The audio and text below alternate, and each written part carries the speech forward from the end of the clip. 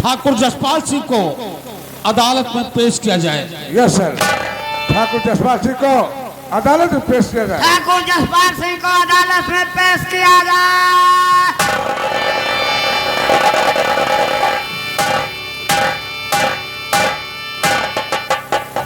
हथकड़ी खोल दो। Thakur Jaspal Singh, yes sir. आपके ऊपर हत्या, बलात्कार जैसे कई आपराधिक मामले दर्ज हैं। जी, आपको अपनी सफाई में कुछ कहना हो या कोई गवाह पेश करना हो तो कर सकते हो। जज साहब, हमने ना अपना कोई वकील किया है और ना हमें किसी गवाह की जरूरत है। हम अपनी वकालत स्वयं करेंगे, लेकिन अदालत से हम चाहते हैं कि अदालत हमें 5 मिनट का समय दे। हम आपके इंस्पेक्टर सूरज से कुछ बात करना चाहता हूँ। इजाजत है। एक इधर बगलिया आओ, तोहरा ड्यूटी यही में है। कहिए ठाकुर साहब, क्या जानना चाहते हैं? जानना यही चाहता हूँ कि आपने एक बेगुनाह के हाथ में हथकड़ी डालकर आपने हमें यहाँ का घर में खड़ा कर दिया है। हम आपसे जानना चाहते हैं कि हमारा गुनाह क्या है। मैंने आपसे ये बात पहले बता दिया है क्या? कि आपके गुनाह आपको अदालत में मालूम हो जाएगा। यही तो मैं जानना चाहता हूँ। तो जो मैं पूछूं उसे आप साफ साफ बताएंगे। चलिए आप पूछे। ये बताइए कि आपके हवेली में कौन कौन रहते थे? हमारी हवेली में मैं, हमारा छोटा भाई ठाकुर रघुवीर सिंह और उसकी पत्नी शीला ठाकुराइन, और यही कोई हमारे नौकर चाकर। तो आपके भाई रघुवीर सिंह का तो मर्डर हो गया जी, लेकिन उनकी पत्नी ठाकुराइन शीला कहाँ है? इंस्पेक्टर साहब, शादी के 12 वर्ष तक शीला ठाकुराइन ने किसी बच्चे को जन्म नहीं दिया। भगवान की माया, थोड़े दिन बाद उसने कन्या को जन्म दिया और कन्या को जन्म देते ही शीला ठाकुराइन की हालत बिगड़ती गई। मैंने उसका काफी दवा इलाज कराया, लेकिन हम उसे बचा ना सके। अंत में शीला ठाकुराइन ने अपना दम तोड़ दिया। मिलाद, ये पॉइंट नोट किया जाए। और उसकी दुधमुही बच्ची का क्या हुआ? अरे इंस्पेक्टर साहब, आप तो पूरे खानदान की बेहोरा पूछ रहे हैं। क्यों नहीं? चलिए ठीक है, जब मां नहीं रही तो दुधमुही बच्ची किसके सहारे जीती? यही हफ्ता महीना में उसने भी अपना दम तोड़ दिया। जसपाल सिंह, यस। ये अदालत है, यहाँ झूठ बोलने से काम नहीं चलेगा। साफ साफ ये क्यों नहीं कहते कि 12 वर्ष तक ठाकुराइन शीला ने कोई बच्चे को जन्म नहीं दिया, और 12 वर्ष के बाद जब उसने एक बच्ची को जन्म दिया और यह खबर तुम्हारे कानों तक पहुंची तो सदमा तुम बर्दाश्त न कर पाए। ठाकुराइन शीला को गोली मारकर उसकी लाश को हवेली में दफनवा दिया और उसकी दुधमुही बच्ची को जंगल में फेंकवा दिया। इंस्पेक्टर साहब, पुलिस वालों का काम है बहुत लंबी रामायण बताते हैं। जब आपको सब पता है तो अदालत से कहकर हमें फांसी करवा दीजिए। जसपाल सिंह, यस। ये बताइए कि आप कभी कभी चंपा बाई के कोठे पर मुजरा सुनने जाते थे? हाँ, जाता था। और जब चंपा बाई इंतजार करने के बाद तुम नहीं जाते थे तो खुद चलकर तुम्हारे हवेली पर मुजरा करने आती थी। देखिए, कभी कभी हम जाते थे, अगर हमें समय नहीं मिलता था तो चंपा बाई स्वयं हमारी हवेली में आती थी। इस समय चंपा बाई है कहाँ? इंस्पेक्टर साहब, जब से हमारे भाई का मर्डर हुआ हमने चंपा बाई के कोठे पर आना जाना छोड़ दिया। चंपा कहाँ है, क्या करती है, हमसे कोई लेना देना नहीं है। इलाज, ये भी पॉइंट नोट किया जाए। ठाकुर जसपाल सिंह, यस। यह क्यों नहीं कहते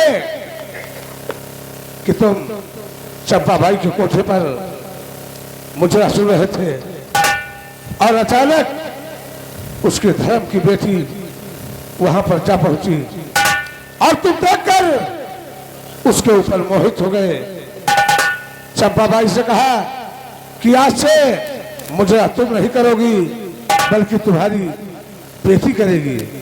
और जब उसने इनकार किया तो चंपाबाई को गोली मार दिया और उसकी बेटी को जत्ता के हाथ उठवा दिया। इंस्पेक्टर साहब, आप तो ऐसा बता रहे हैं जैसे उस समय आप वहां पर थे। देखिए, जब तक हमारे खिलाफ कोई ठोस सबूत अदालत को या पुलिस को नहीं लगेंगे, भाई हम तो बेगुनाह हैं। तो तुम्हें ठोस सबूत चाहिए। हाँ, नीलाज, मैं अदालत से गुजारिश करूंगा कि 2 मिनट के लिए वो खूनी तहरीर हमें दे दिया जाए। क्या बताया? खूनी तहरीर? लो। ठाकुर जसपाल सिंह, इस कागज को हाथ में लो और देखो कि किस स्याही से लिखा है, क्या लिखा है और नीचे साइन किसका है।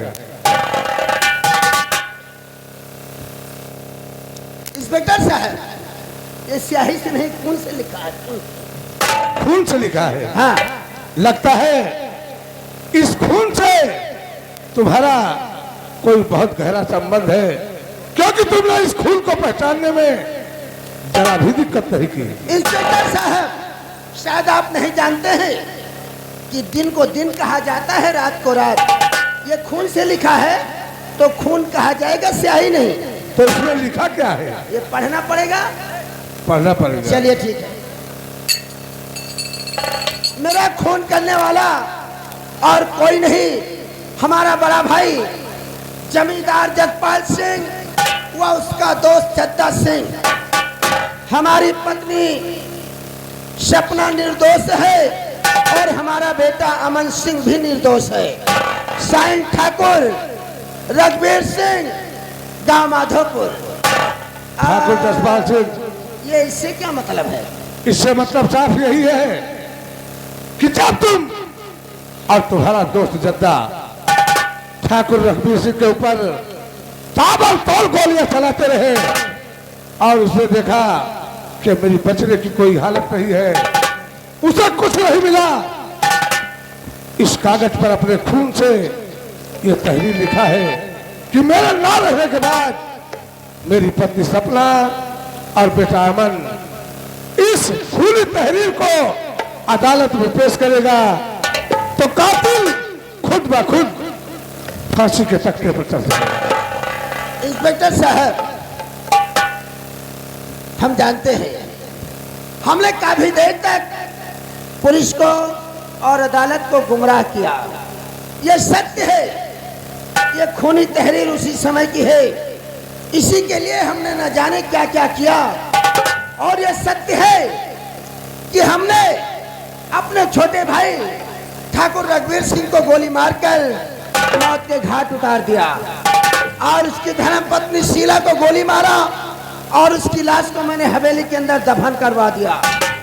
रही बात चंपा की, यह सत्य है और चंपा को गोली मार दिया। उसके पास एक लड़की थी जिसका नाम श्रद्धा था। हमने उससे मुद्रा करवाना चाहा लेकिन वो नहीं मानी। अब ये नहीं पता वो हमारे भाई ठाकुर रघुवीर सिंह की बेटी है या चंपा की। चंपा जिंदा होती तो बताती कि वो बेटी किसकी है। मरते समय चंपा ने बयान दिया था क्या कि ये मेरी सगी बेटी नहीं है बल्कि ये ठाकुर रघुवीर सिंह की बेटी है, इसकी जान बचा लो, बहुत बड़ा उपकार होगा। इंस्पेक्टर साहब, हमने सारे गुनाह किए हैं और अदालत में हम अपने सारे गुनाह को कबूल करता हूँ। अब हमारी मौत व जिंदगी का फैसला अदालत के हाथ में है। अदालत जो सजा देगी हम उसे भुगतने के लिए तैयार हैं। जज साहब, मिलाद, ये लीजिए। कातिल अपना गुनाह कबूल कर लिया, फैसला अदालत के हाथ में है, जो सजा चाहे वो दे सकती है। लेकिन मैं तो यही कहूंगा कि ऐसे साथी अपराधी को सजाए मौत भी कम है। आप ठीक कहते हैं, मैंने बहुत गुनाह किया है और हमें फांसी होनी चाहिए। अब हम जिंदा नहीं रहना चाहते हैं। ठीक है, ठाकुर जसपाल सिंह ने अपने सभी गुनाह कबूल कर लिए हैं, जी इसलिए सभी धाराओं को मद्देनजर रखते हुए अदालत ठाकुर जसपाल सिंह को सजाए मौत का हुक्म सुनाती है। नहीं जज साहब, आप इसे सजा नहीं दे सकते।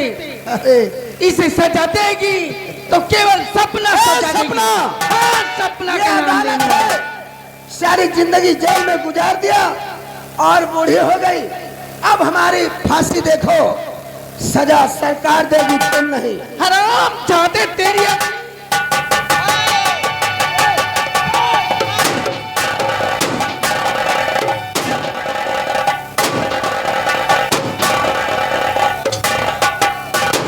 इंस्पेक्टर सूरज, सपना के हाथ में हथकड़ी डाल दो।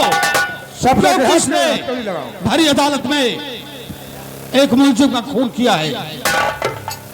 ठहरिए जज साहब, सपना ने बेगुनाह होते हुए भी 20 साल की सजा काट चुकी है, इसलिए आप इसी सजा नहीं दे सकते। मिलाद, वकील साहबा का कहना बिल्कुल सत्य है कि सपना निर्दोष होकर भी 20 साल जेल की सलाखों में लेके अपनी सजा को पूरी किया है, लेकिन 302 की मुजरिम आज भरे अदालत में बनी है। इसलिए जो पहले का सजा है वो इस केस में लगाकर और सपना को, अगर अदालत की खुशी हो तो सपना को बाइज्जत बरी कर दे। आप लोगों का कहना ठीक है, सपना निर्दोष होते हुए पहले ही 20 वर्ष की सजा काट चुकी हैं, इसलिए दोबारा सजा का कोई प्रावधान नहीं है। अदालत सपना को बाइज्जत रिहा करती है और ये केस हमेशा हमेशा के लिए ही समाप्त करती है। सपना, जी साहब। अभी कुछ समय पहले आप कह रही थी कि मैं किसके सहारे जीऊंगी, मेरा इस दुनिया में कोई नहीं है, लेकिन तुमने जिस पेड़ को अपने लहू से सींचा है अभी वो तो हरा भरा है, कहाँ है वो? जिसे तुम टाकू जागीरा के नाम से जानती हो, टाकू जागीरा नहीं है बल्कि मुसीबत का सताया एक इंसान है। अपने माता पिता के खून का, माता के अपमान का बदला चुकाने के लिए उसने टाकू का भेष बनाकर परिंदों को इस दुनिया से खत्म करने की प्रतिज्ञा की है। बेटा अमन, आओ इधर। ये तुम्हारा बेटा अमन है। अमन, ये तुम्हारी माँ सपना है, तो अपने माँ के गले से मिलो। बेटा अमन, माँ, बहुत देर करती तूने। माँ मैंने देर नहीं किया, मैं तो इन चरणों को ढूंढ रहा था माँ। बेटा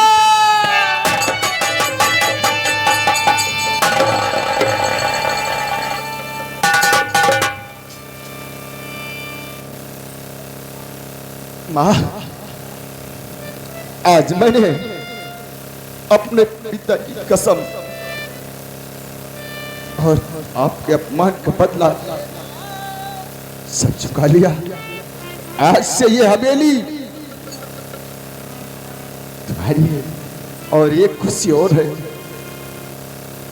माँ, क्या खुशी? तुम्हारी बेटी भी है, मेरी बड़ी माँ की बेटी। ये सरता मेरी बहन है, इसे अपने सीने से लगा ले माँ, अपने सीने से लगा ले माँ। आप बेटी सरता,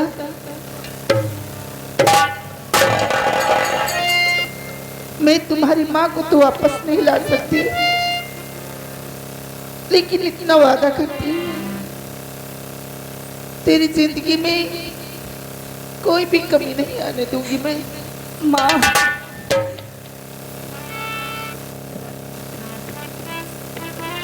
माँ जी, मेरी भी एक गुजारिश है, मैं मुझसे मोहब्बत करती हूँ, मेरी शादी कर दीजिए।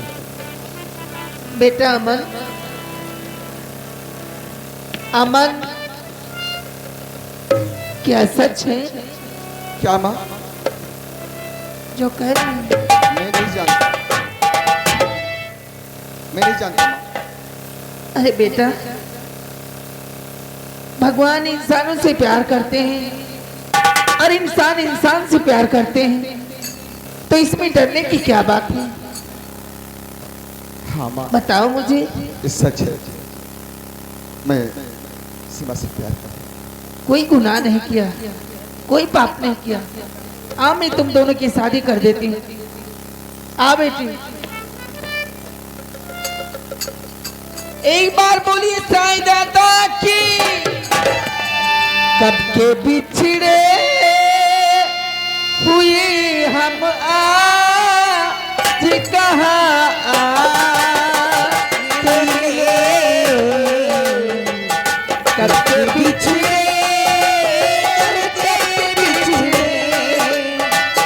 कैसे सावनी, जैसे सावन, जैसे सावनी में कोई कालिया था तेरे लिए, जैसे सावनी, जैसे सावन।